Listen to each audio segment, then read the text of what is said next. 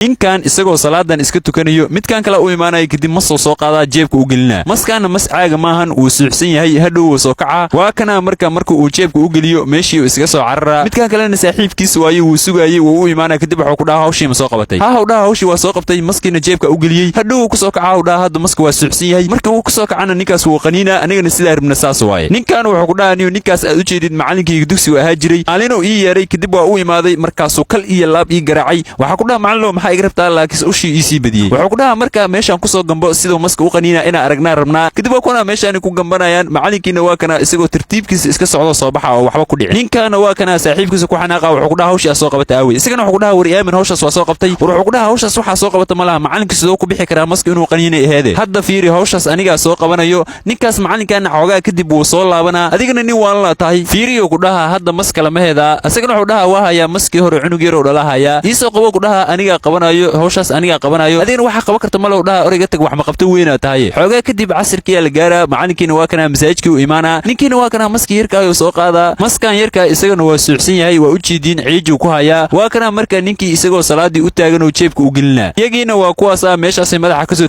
taaganayaan ninkana tartiibkiisa salaadiisa oo dhameysana kabihiisa oo gashana meeshii uu isaga soo tagaa laakiin markaan way qabanayaan waxay ku dhahayaan macallin ayaantan masa la sheegay mas maaragtay isagana wuxuu ku dhahaa maska ka sheekeynaysiin maxaa waaye war dadka jeebkooda laga soo bixinaya ayaantan ee mas maaragtay ku dhahayaan isagana waa kana jeebka gacanta gelina laakiin waxaana uga soo baxayo ninkan wuxuu dhahaa war aamin aniga maskii yarka soo qabtay kadib jeebka u geliyay aamin oo ku dhahaa wuxuu ku dhahaa horta macallin marka koo naga raali noqo aniga mas soo qaaday jeebka ku geliyay marka sidoo waxaan ku noqdo ku dhahaa macallinkan wuxuu ku dhahaa horta markii aad salaada ilaahay tukanaysid salaad ilaahay u fadhisaa ilaahay ka ilaalinayo wax kasta oo dhibaata marka ilaahay iga ilaaliyo dhibaatada iigiisa rabtiin muuqaalkan camal hadaa aragtiin leeg waa inaa saartiin oo ku dhahaa ayagana wuxuu ku dhahaa horta macallin oo iska keen cafi qalada ka galnay wuxuu ku dhahaa aniga waan cafiyay marka waa inaa ilaahay cafis weydiistiin maadaama qof salaad u tukanaya dhibaataysan